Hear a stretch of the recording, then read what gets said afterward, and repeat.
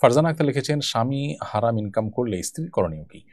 স্ত্রীর করণীয় হলো বিকল্প উপার্জন দিয়ে নিজে চলার ব্যবস্থা করা বা উদ্যোগ নেওয়া।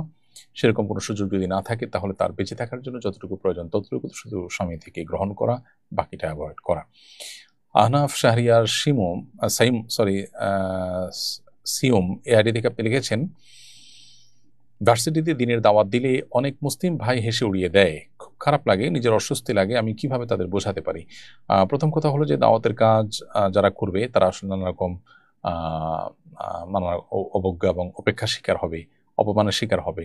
এটা কাঙ্ক্ষিত, এটা অনাকাঙ্ক্ষিত নয়। বিভিন্ন নবী রাসূলগণ এ ধরনের পরিস্থিতির মুখোমুখি হয়েছেন। আমরা তাদের কাজটাই যখন করব তখন সেই পরিণতি আমাদের মুখোমুখি হতে হবে। এটা অস্বাভাবিক নয়। বিধায় আপনাকে সবর এবং ধৈর্য ধারণ করতে হবে এবং আপনার কাজ আপনাকে অব্যাহত রাখতে হবে।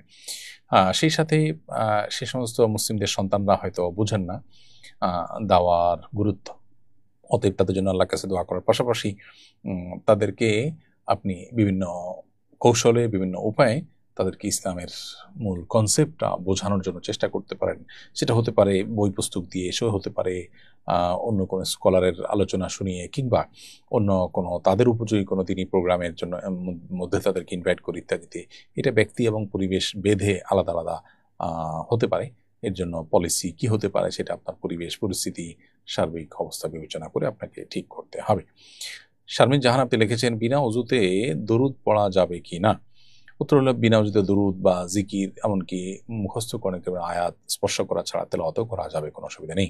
জাকির হোসেন আপনি লিখেছেন, এদেশে ভিনদেশি কালচার প্রতিরোধে আমাদের কি কি উদ্যোগ গ্রহণ করতে পারি?